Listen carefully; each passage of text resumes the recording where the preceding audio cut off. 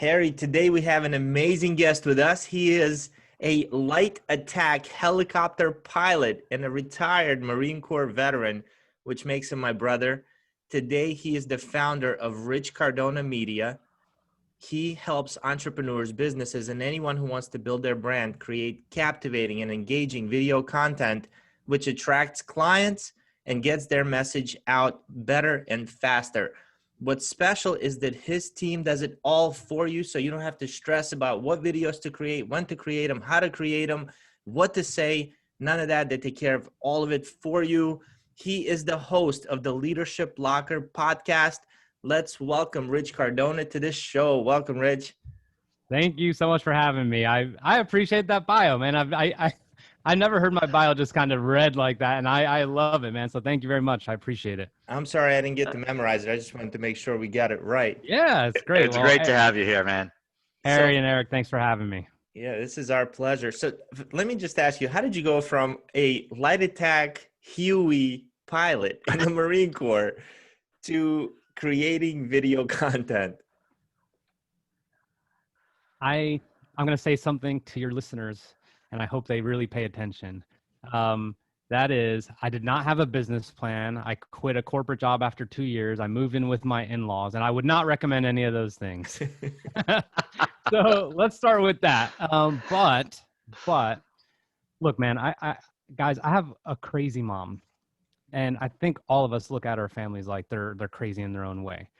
But she always has the worst meaningless nuggets of advice. It's hilarious. And I'm like the eye roller. Even at 40 years old, I'm like, what is she talking about? But one thing she always says is you are where you need to be.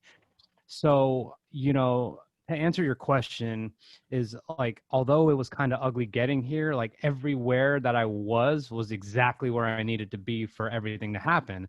So I retired early because I wanted to stay in San Diego. I had been there 5 to 6 years. And I told you, Eric, in another conversation, but for you, Harry, and for the listeners, like I was at 17 years and they were about to come in the door and be like, hey, we got a great job for you somewhere halfway across the world and have a good time. And I was just not at that point where that's anything I wanted to do. And for whatever reason, guys, I was super petrified that I was not going to be marketable as someone who served in the Marine Corps for however long, 20 years. I was like, okay, so if I get to 20, I'll be 38. And I'm like freaking out. I'm like, no one's going to care.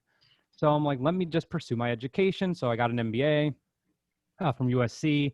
That landed me a job at Amazon. That was very unfulfilling for me for 2 years, like deeply unfulfilling.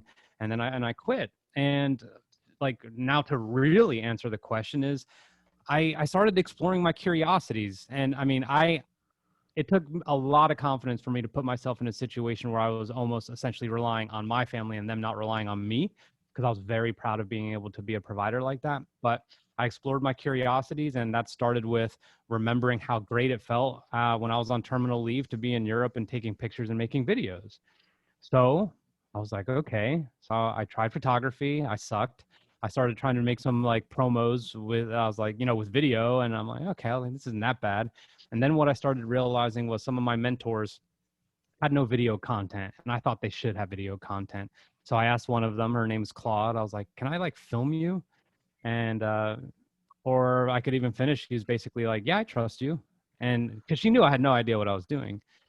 So away we went, and I started recording her, and there was one cab ride we took, and she said, we were just having these crazy intimate conversations, meaning like intimate to me about combat, intimate to her about her sexuality and being a mother at 50 and all this other stuff. And she's like, why weren't you recording that? And I was like, oh shit. And that's where it happened. Like the idea was exactly that, which is we need to see behind the curtain. Like a lot of people don't understand that, executives and leaders and C-suite personnel are just like us, period. And there's a lot to gain from the relatability if it's done right. So that's what I do. Man, that is great. So why is it important? Why do you think it's important for leaders or anybody out there to create video content these days? So let's see. Let's talk about some social media platforms. There's TikTok, there's Instagram, there's Twitter, there's LinkedIn, and there's Facebook. videos are prioritized on all of those platforms. And the reason they're prioritized on all of those platforms is because it keeps people on the platforms longer. If you could make a really engaging video that's 3 minutes long or 5 minutes long or whatever, I mean, and then obviously YouTube, the king, but if you can make an engaging video, people will watch, stay on the platform longer, and there's a chance they actually might binge some of your content versus something like I posted on Facebook, which I don't use it really for business, but I put like, oh shit, Dak Prescott's ankle, like that takes 2 seconds to read. But if I could put a good video on there, or especially on LinkedIn where my ideal customers are, then I'm going to lean on video. So it was just kind of, honestly, there's not a science to it for me. It was, I engage with video a lot because I get to know the person. So I wanted to put myself in a position to do that for other people. So What do do you think? you, oh, I'm sorry. Sorry, Harry, real quick. What do you think is stopping people? Like every time I totally agree with you. I think video is more engaging. Every time I'm in front of salespeople, I ask them to create 1 or 2 pieces of video content and put it out there to build their own brand. They just don't. They Yeah. just, it's like a deer in the headlights. They don't do it. And then when we get together a week later, I'm like, how did it go? I didn't do it. Why not? Well, and it's, a list of excuses. How do you get people over that? Because if you prepare for a keynote, or even if you're just literally talking to your daughter's 5th grade class and you prepare and you go out, the minute you're out there, everything changes. Like you're trembling, maybe nothing goes as smooth as you wanted to. Now you're in your own head or whatever. And the same thing goes to video. People look into a lens and they think they're talking to freaking Madison Square Garden or the Staples Center full of people. And it's just like, no, man, no one's watching your shit. So, and I don't mean that in a bad way. I just mean like, just get over that, right? Like if Harry and I were on a call and he was asking me, about content strategies and this and that, and I wanted to help him, and I knew that, right? And I had that conversation with him, and then I went and made a piece of content later on my own, and I would just imagine Harry on the other end of that lens, right? I would just think of one person I'm trying to help, or a question or a problem I help someone solve, and that really kind of takes it all away. So that has nothing to do with technique. That has nothing to do with that has nothing to do with lighting. That has nothing to do with sound. That has to do with your desire to actually want to help people. Because if you really want to help people, you don't get in your own way for that. You just don't. So that's what it is when it comes to video. And look, I lean on it, but of course you could do pictures. Of course you could do text. Like there's various mediums, but I really think that is the way people can connect with you the best, especially on LinkedIn, because it's like an ongoing networking party forever. What I So love about your videos, and I've been watching your stuff, you're not, what you're not doing is every second you're not telling people why they should, buy from you or do business with you and how great your company is and how great your video creation is. As a matter of fact, when I see that happening more, I kind of go the other way. But I love the videos you do where you take, 48 hours and condense it into a 30-second video. yeah, And I'm like, well, what's the point of that? Like, why do you even do those? I like them. I don't know why I like them, but I like them. yeah. I'm glad you said that. So I do that. It is so. I never go on to sell. I mean, do either of you remember the last time you saw someone tell you to buy something of theirs and you bought it instantly? Like it's just doesn't work that way. This is Right. 2020. No one wants to hear it. And obviously we'll get into shared voice and company brands in a little while. But uh, I make those videos because I think behind the scenes stuff, footage, a montage like that, I think it's intriguing, right? Like it's it's it's a much less slimy way of what people on Instagram do, which is taking a picture in this amazing spot with this amazing filter, and it's just complete bullshit. So for me, it's like, this is how it is. I like to show people that where I show up, I don't have like this huge amount of gear and equipment. Like I have a tripod, I have a backpack with a couple cameras on it, and I am loose and relaxed. And I like people to see me coaching, and I want people to be like, that's how it would be. And then it's also promoting my client. So that's why I do it. But I just think a day in the life kind of thing, and I don't do those too often, but I just think it kind of, people will remember that and be like, wow, that looks pretty simple. Maybe I'll have him come out to Florida. I love it. Yeah, Harry, come Hey, on. wait a minute. I feel like I'm being sold here. Uh, this is great, and I've been watching some of your videos, and you do them so well, right? And it's just, to me, it's almost unfathomable, whatever that word, unfathomable, Hmm. to believe that you've only been doing this for a few years. I mean, Like less than two, really. I yeah, mean, it's okay. crazy. So I was afraid of saying that, right? So what fears did you have to overcome yourself, and then just to get so damn smooth? I mean, dude, it's like you're such a pro, like you're doing the nightly news or something. So what fears did you have to overcome first, and then how did you become such a pro second?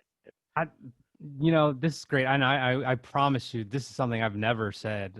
The fear was like, I don't want to go back to the traditional workforce. Like, I really don't. So like, I have to go freaking hard at this shit. That means like I don't have time to be nervous, and I don't have time Hmm. to just like fall all over myself, and I don't have time to make a perfect edit, and I don't have time for all these things.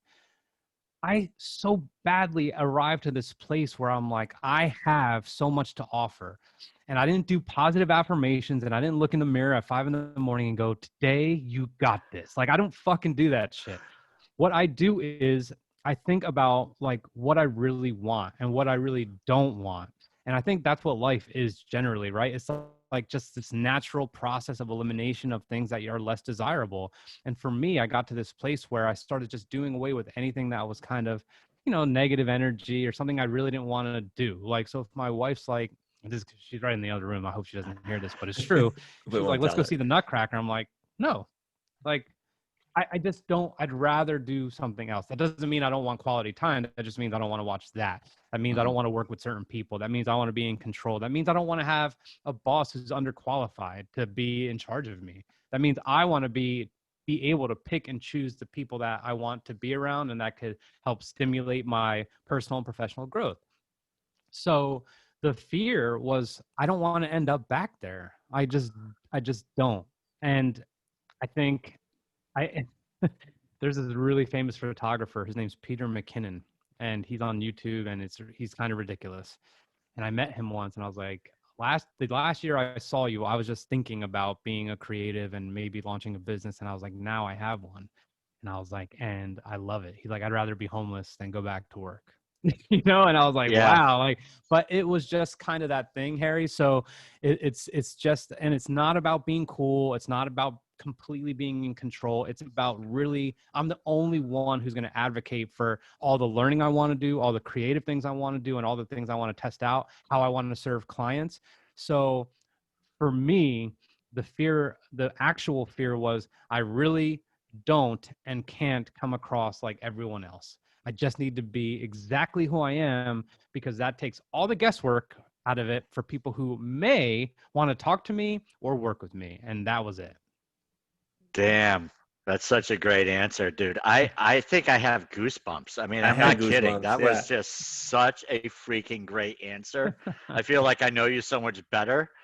That's the So whole thank point. you. Yeah. I mean, thank you. That's why I try to do it that way. And Yeah, listen to the yeah, authenticity, right? You said you've yeah. been at it for a few years, and which was, well, less than 2 years, right? There's no, well, yeah, but I've been videotaping since I was 5. It's a passion of mine, Right. and I'm natural. Yeah.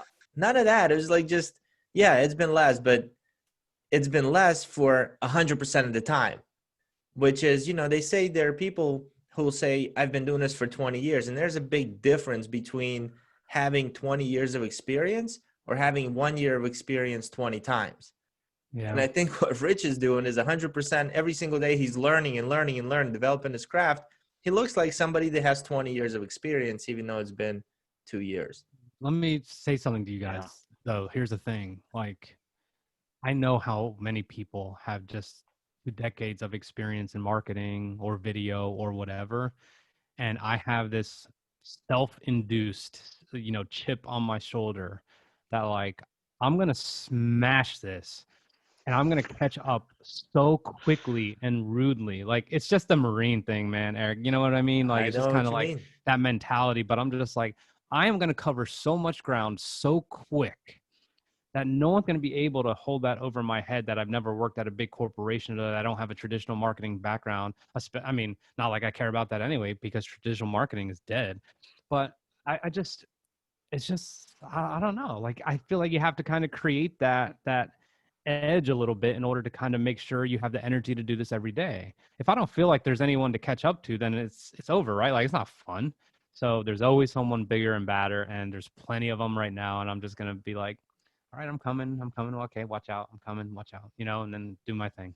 Yeah, and 10 years of marketing means nothing if you haven't really made a shift or adjusted in the last 6 months, right? Yes. Marketing completely changed when COVID hit. Everything Yep. changed. Yep. Like it's, anyway, man, it's so cool to be able to talk to you. One of the things we talked about is you're advocating for people to build their own brands. Yes. So for our business owners who have salespeople, a lot of times the business owner doesn't want that salesperson to build their own brand. Why do you think Yes. that's one? I know you think that's a mistake because I've asked you that question before, but could you tell the listeners why is that a mistake to think that way?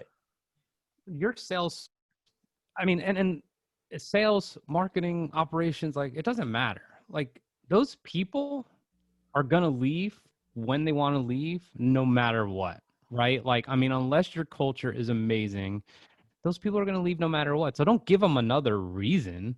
Like, if they want to have a personal brand, then you should uplift that. Now, I know it's scary, right? Like, oh man, like, they're going to be representing the company. But here's the thing: everyone always thinks of how it could go wrong, but let's think of it in another way. Let's say Harry is the CEO, and then we're a couple of the salespeople, Eric and I.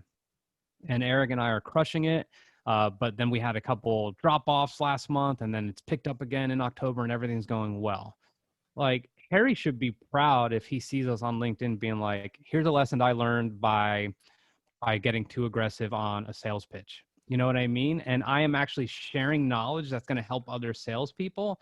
Like, that shows the caliber of people that Harry has, right? So, in my opinion, if you're able to really add value collectively as an organization, and you allow them to do so with, charisma, and you empower them to do it. I hate that word, but like, you empower them to do it, then number one, they're going to remember you for that. And number two, it's like, there's so much learning that's going to occur. And for Harry, hello, it's his company. Like, that just means more eyeballs on his company.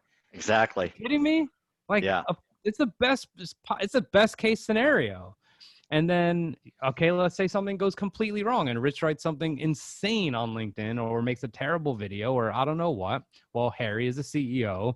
He could fire me whenever the hell he wants. And he could also get his ass on video and be like, I can't control what everyone says. Like, I really want to make sure I allow people to get creative to educate the marketplace, and sometimes there's misrepresentations of the company, and in doing so, we had to part ways, but I wish him the best. I mean, game over. Like, the more he dwells on it, the worse it's going to be, right? So anyway, that's kind of how I look at it. If you have people who could educate the marketplace with real experience, which a lot of people don't, a lot of people just go for the vanity and just try and put they just want the clicks and the likes.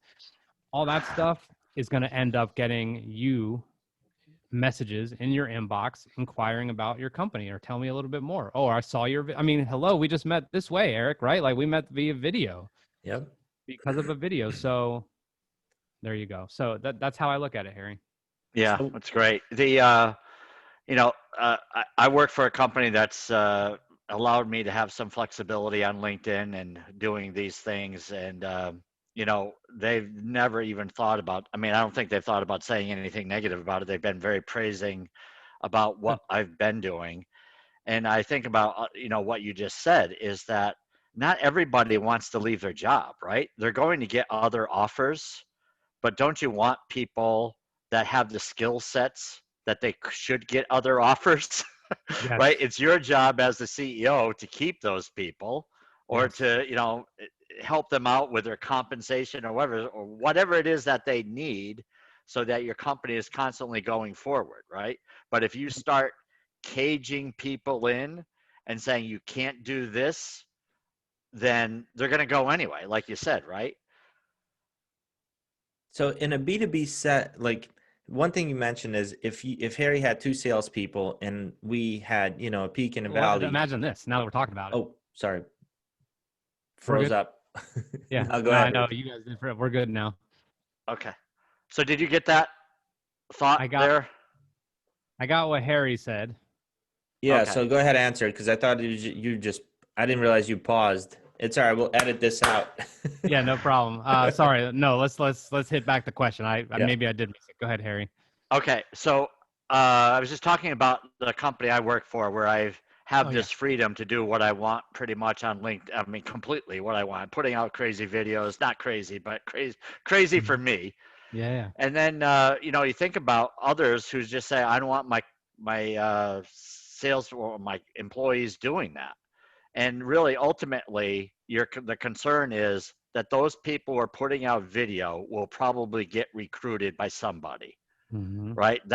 And that they're going to leave and they're going to take away all of our secrets and go somewhere else and become my competitor. So that's the really base fear.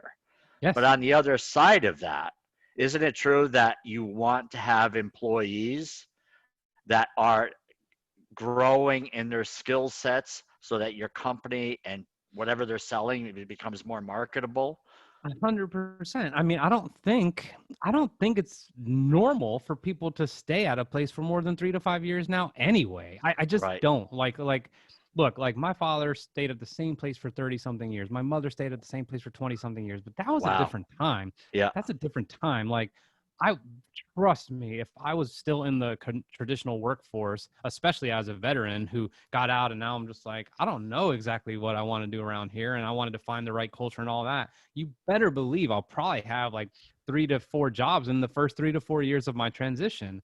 But that being said, yes, like that is a legitimate fear and I get it. But if you don't have people that are desirable, then you should probably think about it. Like, you should probably be like, wow, would I enthusiastically hire 10 more of Sarah, who's okay? You know, Right. so the other point of it, the other aspect is this. Suppose people are asking some of your people, like, hey, come on over, blah, blah, blah. And they're going to offer them more money. Well, let's say they say, and then let's just call her Sarah. So Sarah got an offer and they're like, yeah, we love your content and all this other stuff. But like here, we keep it a little bit more low profile around here. So, it'll be more money, but you can't do any of the content. Like, she would stay with you. I Right. promise you she would stay with you because there's just something about that kind of autonomy that, and I'm learning more and more, especially as someone who left a very high paying job, that money is so not everything. I don't care how cliche that sounds, but the reason you hear it over and over is because it's true. Like, it just doesn't matter, especially when you have some of the main facets of a work life that you want, and it's just the way it is. Man, No, that's great. Yeah. Why are so many CEOs missing the boat and not getting on LinkedIn? I don't know, and I'm trying to change that. There's so much to give. There's so much to give. The real reason they're not on, Eric, is they don't have the time. They can't. I mean, they are trying to run an organization, and if it's thriving, then they're busy. If it's failing, then they're busy. And the last thing they're thinking about is video content. But the best thing they could do for their company is to make content of any kind. Put your thoughts out there. Put what runs through your head. Put a hard decision you had to make. Put who was responsible for helping you hit your Q3 goals in a complete dog shit year pandemic, right? Like, talk about those. Like, does the CEO celebrate their people? So there's just so much to give. And like, I want to give you guys an example of something that has stuck with me, which is when I was at my time at Amazon. I just always remembered wanting more knowledge and wanting more responsibilities. And sometimes that's like not necessarily a good thing, especially when they're like, dude, this veteran just wants to do all this stuff. Like, geez, he just needs to chill out. I don't know if that was the case, but here's what I do know. Every time I ask, like, oh, you don't need to worry about that yet.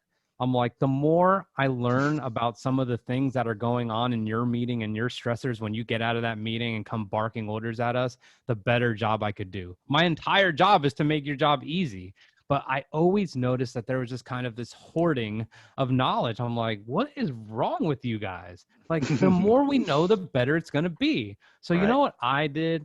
I started going to some of these meetings, and then some of the meetings I had to go to anyway, I would come back, and I was like super ridiculous, like in the warehouse. I was like, I wore my Marine Corps boots and whatever, and I was just like had this like persona when I was there, and I wasn't like crazy, but I wanted to educate my hourly associates so much. So I was always pushing carts. I was always doing what they did and trying to outperform them all the time because I thought that I'd get a lot more rapport for that. But I would always explain to them some of the business aspects behind some of the bullshit $10 an hour mundane tasks that they had to do for 10 hours straight. And that helped so much because I didn't hoard anything. I just tried to give them more, and they were smarter, better, and faster than anyone. As a matter of fact, we had the #1 shift in the robotics network for weeks at one point. And they're like, Rich, oh yeah, Rich, can we like write a white paper about the systems and processes? I'm like, I talk to my people. Like, what the hell's wrong? Like, I just talked to my people. Like, I don't know how to put that into a white paper. Talk to your people. Yeah, I mean, so anyway, you can't hoard knowledge, and time is just it's the easiest excuse. I mean, everyone is time poor, but you could make time for certain things. And I think if you can do that 2 to 3 times a week, put something out there, let it gain some traction, I think it's largely beneficial for the company. And then if you're doing it, that's going to encourage other people to do it. You don't have to ask them. You can, but they might be like, okay, game on. Like, I want to make some content too. So. And so if I'm a salesperson or if I'm a CEO, help me understand, like, you're really good about explaining the why. Some people might not still connect the why should I tell them about a thought I had? What does that have to do with anything that I'm selling or my business or my company, or how does that even help anybody? Because there's sellers just like you out there that need to hear it, and there's future people who are going to be in sales that need to hear it as well. Like, everyone feels like that what they have to say is just so common that it's not even like, why would it even matter? Everyone, Right. or everyone knows that. And it's like, Right. hello. Someone said to me, a really good friend of mine when I was in California not long ago, she's like, you should really make a LinkedIn course. I'm like, everyone has a fucking LinkedIn course. I don't want to do that. She's like, yeah, but some people want it from you. Mm. And I was like, oh, like, I know what she means. Like, someone is going to want to listen to Harry over me. Someone's Light going to want bulb. to That's a listen to light bulb right there, me. dude. Yeah, but That's someone's going to so want to good. listen to me over Eric. Someone's going to want to listen to Eric over Harry. Like, that's just the way it is. So if you already defeat yourself by thinking of all the reasons why it won't matter and how it won't affect someone, then it's a wrap before it even begins. Oh man, that's so great. And what should they have as far as video goes? Should they have a video editing software? Do they need a microphone? Like, what do they need to get started? Look, I've really been cautious about trying to talk to people about really good mics like this and all this other stuff. And I mean, I was gonna have my other camera set up, but I told you, I was like, I just finished a run, and I'm like, dude, I don't have time to set it up. But you can really, and I quite literally just use your phone. Like, I swear to you, and just put your phone sideways. You can put it on a tripod or put it on a stack of books or whatever. Set it up. Have some light facing you, don't have the light behind you, and just go. The easiest thing to do is just to keep an ongoing, if you have the notes app in your phone. I didn't even realize you could do this until recently, but you could pin a note. So I have 4 pinned notes here. One is for my podcast, things I want to do a podcast about. 2 is for LinkedIn ideas. 3 is for YouTube ideas. And then 4 is for travel checklists, because I never want to forget anything when I travel, like how many batteries do I need and all that other stuff. So I pin that note, and then I'll just go in there whenever I have an idea for LinkedIn. Here, I'll tell you some of them right now. And the reason I want to share this with you is because, I never want these thoughts to flee. Because you know why everyone doesn't make content? Because they're like, okay, time to make content. And they're like, I don't know what I'm going to make content about. I'll do it tomorrow. Not if you have a list. So here's a list of things. I want to show people how to use GIFs. People don't come to LinkedIn to see who's selling. Do you look at likes before you like something on LinkedIn? The benefits of being fake on LinkedIn. Having what it takes does not mean having what it takes does not mean you do what it takes. You know, all these things, the expectations of vulnerability. How much pressure is that? There's like tons of ideas in here. I'm like, I got to make YouTube or LinkedIn content about that. I Yeah. want to do a little brag, man. This is this is literally content Yes. So ideas of what to put out there. if you don't have that, then you're just like, I don't You'll know. never It's do just, it. dude, if it's like going into your refrigerator, right? If you're like, I want some eggs and bacon today, and then you don't see eggs and bacon, like you probably won't have those for a while until you go to until you go to the grocery store again. So, but if they're there, then you could easily do exactly what you wanted to do. And that's the same thing with content, man. Like if you have it in your fridge, like you could pick anything you want, anytime you want, and make the content. Yeah, and one thing, tell me how you feel about this. You know, people through generationally, if we're talking about it, the guys in Harry's generation, they're the ones that are used to, you know, hey, print this out. I need the paper. I want to work. Harry, you're an anomaly. You're not that guy. But a lot of people there, Right. they want that paperwork. The next generation, we wanted face-to-face, kind of like in-person meetings or over the phone, audio, books on tape, right? Remember those? Oh Now, yeah. the new generation that's coming out, it's FaceTime, it's Yep. YouTube, it's Yep. Zoom. Yep. Everybody is connecting via video. This is just the new print this out for me. And if we're not hopping on board, I think the Yes. train's gonna leave.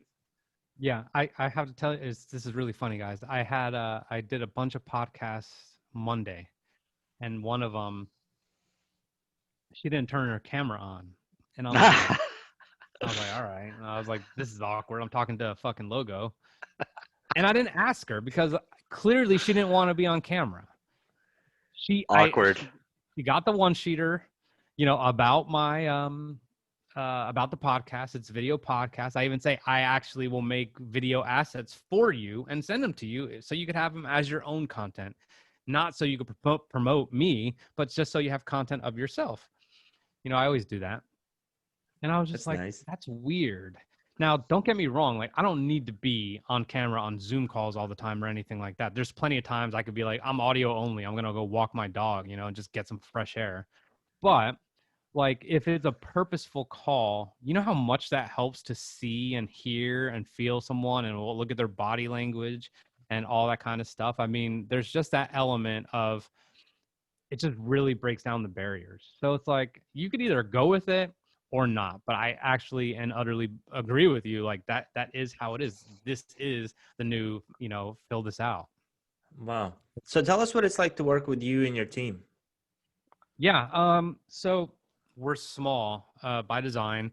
Like I said, I like to travel very light. But what it is, you know, we can make content for you remotely, and we could coach you through all that. And, you know, here's what you get, here's what you don't get, here's how you'll set up. And we give everyone guidelines, and then we will walk them through. It's literally just like very conversational. It's like almost like a podcast. Although what we do is we do a little bit of research in advance in order to make sure they're talking about things that are relevant in the marketplace with consideration to their expertise. So that's one. The other option is that we go to you, and then, you know, we have really great cameras and great sound and all that other stuff. And you usually get a lot more content out of that because I'm going to see you, right? Like it's inevitable that I'm just going to have the camera rolling for all kinds of shit besides what we're supposed to do. And that always is the best content. Again, the behind the scenes content. So we do that. We get back, upload it to Google Drive. Our editing team starts hacking away at it, taking out the ums and the ahs and doing their jump cuts. We put captions on it. We put borders. We color grade it if it needs color grading, all that kind of stuff. If the sound's awful, we do that. If someone swears, we could take it out, you know, all that. And then we distribute it for them. That's an extra cost. And then we also can do the copywriting for them. So there's literally no excuse. Now, I'll tell you what we don't do, which is more important than what we do. We don't engage on your behalf. We will never engage on your behalf. So if you start getting a ton of engagement and visibility, which all our clients do, we can't engage on, like, I'm not your voice. Like that is the part where you have to come in and be like, wow, like I'm going to respond to some of these comments. I can't believe someone took the time out of their day to write a comment for me about my post. So we do that, or we don't do that. And then the last part of what we do is And we have analytics. So we have everyone gets a license for Shield Analytics, which is LinkedIn Analytics, and we're able to kind of track and get some pattern recognition and all that kind of stuff. Look at what content's popping, what's not, and then we have a couple coaching calls a month, and that's it. So I mean, like, we stack it in terms of value, and by we, it's my COO Eliza and I, and she's just an animal. I'm so blessed to like work with her because she's a savage. She just works so damn hard. It's just insane. And I need that. I love that. And she's one of those people where my instinct is not when she gives me feedback or presents a different look at an idea. My instinct is to be like, why didn't I think of that? Not like, I got it. Like, that's not how it is at all. Right. So we operate that way, and it's pretty fluid. So we do that monthly for anyone who takes us on board. And that's what it's like. But what it's like as an experience is less than an hour and a half a month, that you have to deal with us, so to speak. And if you can make time for an hour and a half a month to have content on social media or LinkedIn specifically, then I guarantee things are going to change for you in a very good way. That hour and a half, how many pieces of content do they get? So the filming itself, so I got one right after this. It's going to take about an hour. They're going to get 12 to 15 pieces of video clips out of it.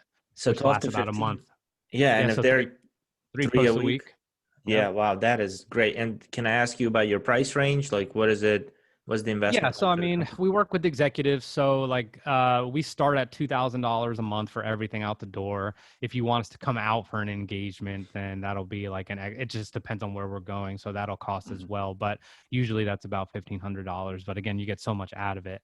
Now, and sometimes we work with people. So I mean, thanks for asking. But sometimes we work with people where they're like, I'll distribute it, I'll do the copy, and I'll do this, or you could just come film everything and edit, and you could edit everything, but we don't need consulting calls, we don't need whatever. But those people usually don't last long because they're just not into the mechanics. I do need to say this: if you want to win on the platform, like, you have to spend time on the platform. So although we take like pretty much everything off the table for you, if you're not engaging with other people, I mean, it's just not going to work out. Yeah, wow, that's great. So $2 to $5 grand roughly on the lower mid end. Yep. And the company can get pretty much commercials on the network, on the biggest networking platform out there, where all the potential clients are, and can see you and engage and all that stuff. Yeah. So, I mean, it seems like a kind of a no-brainer here. I mean, I really, really enjoy what we do. And if there's any indication that you guys have that I don't, then I want to know about it, number one. Nope. And number two, man, like, I wake up early. I wake up between 4:03 and like 4:20 every day. And I'm just like, I grind. I have my family time. I have my PT time. I have my deep work. I mean, I do it all, but I want you to win so badly. And this is like, I know how salesy that sounds, but you know how motivating it is when like the work you do for people helps them blow up? Dude, all my clients kick my ass in content, by the way.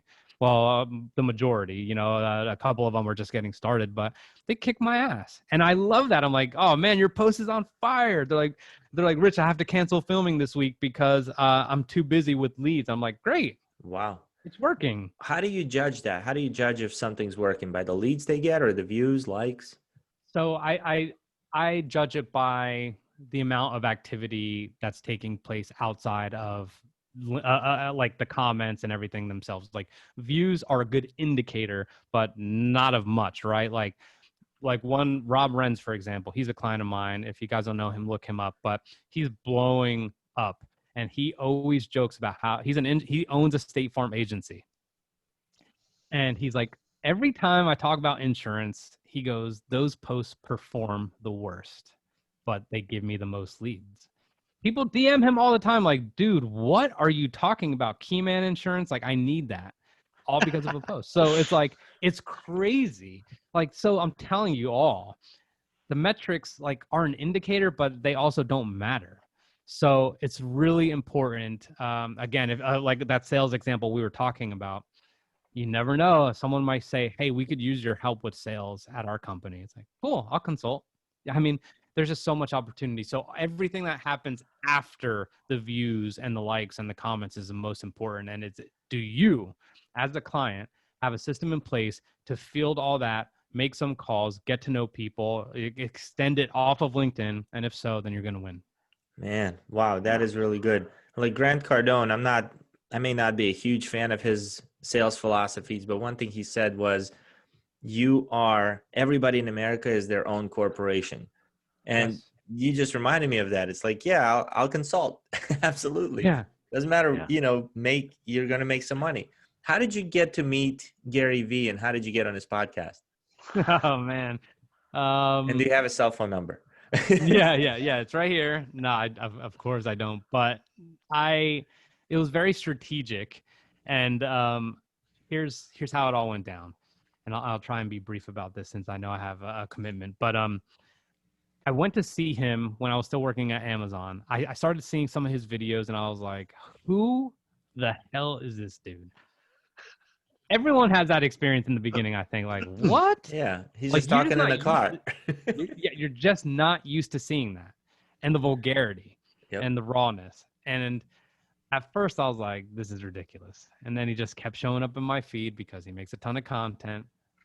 Then I was like, just like I said about what can happen to you, is I started kind of binging his content. I'm like, all right, let me see. I was like, whoa, that's a really good video. Holy, wow, that's a good point. Wow, that's exactly how I feel. So for me, I was like, I have to go see him in person. I need to go see him speak in person.